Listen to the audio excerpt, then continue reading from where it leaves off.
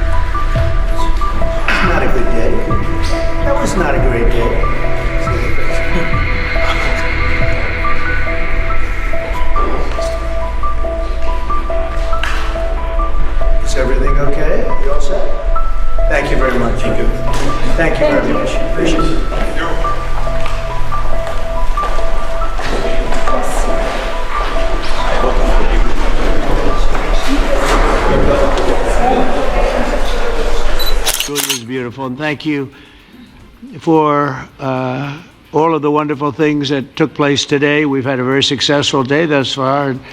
Important discussions as we work to end the killing and stop the war in Ukraine. We're all working for the same goal, very simple goal. We want to stop the killing, get this settled. I've just had the honor of being with President Zelensky and all of the discussions that we've had. We covered a lot of territory.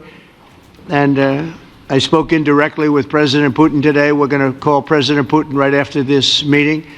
I'm sure we're going to have a solid meeting, good meeting, maybe a great meeting, and we're going to try and work out a trilat after that and see if we can get it finished, put this to sleep, because this is not since the Second World War has there been anything like this.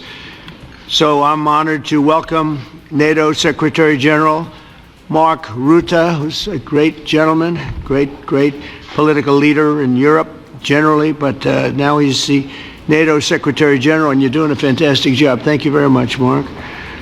Prime Minister Starmer of the United Kingdom, our friend and my friend, and doing really well, and people like him a lot. We all like him. Everyone knows President Macron of France, who's been with me from the beginning, one of the first people I met as a foreign dignitary, and I liked him from day one.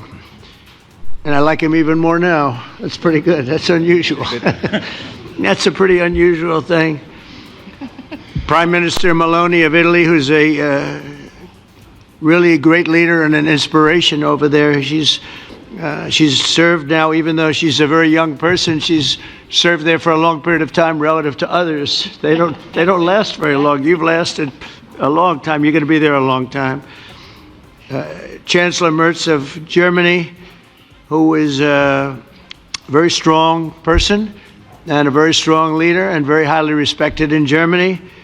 And he's my friend, and it's an honor to have him as my friend. Thank you very much. Very good. You look great with your tan. Where did you get that tan? I want to get a tan like that.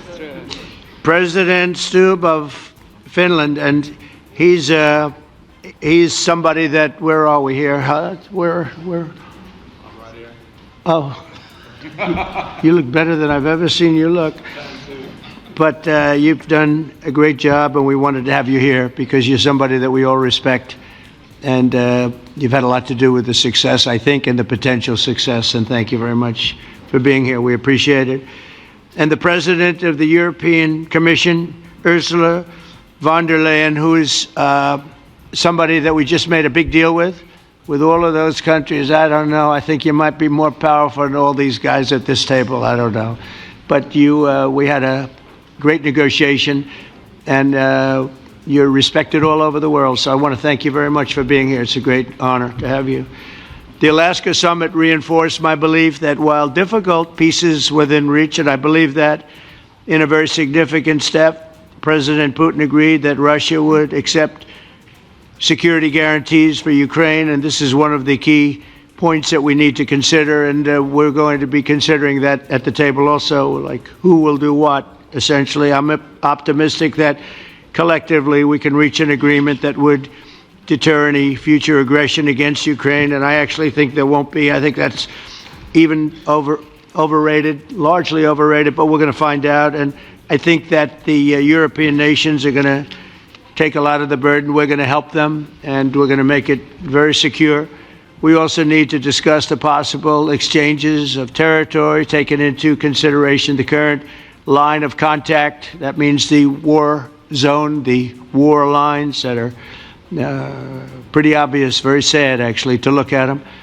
And negotiating positions. President Putin, also, you have President of Ukraine, who is, you just met a little while ago, and we're going to try and get a three-party meeting, maybe as soon as we can.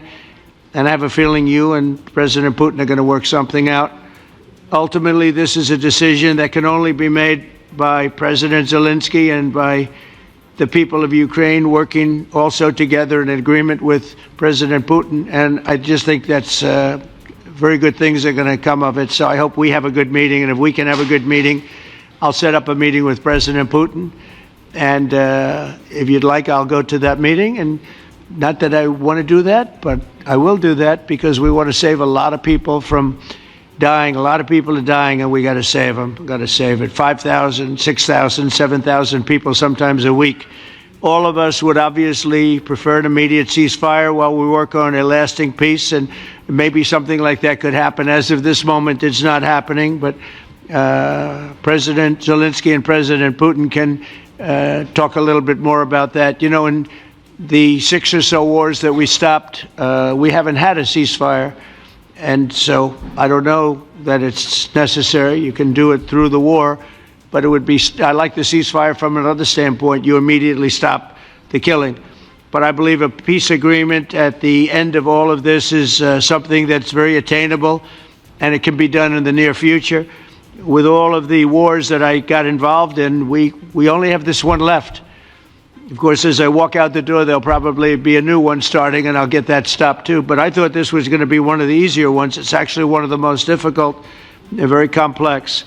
The next step would be for a trilateral meeting, and that will be worked out. And I just look forward to working and having a great result. We're going to spend a lot of time today talking about, and we're really honored you guys came over. I mean, these are the heads of major countries and respected all over Europe. And they speak for, largely, I think I should say, but pretty much for the other countries of Europe. And we will come to a resolution today, I think, on almost everything, including probably the security. And that's pretty much the story. I'd like to say, Mr. President, would you like to say something?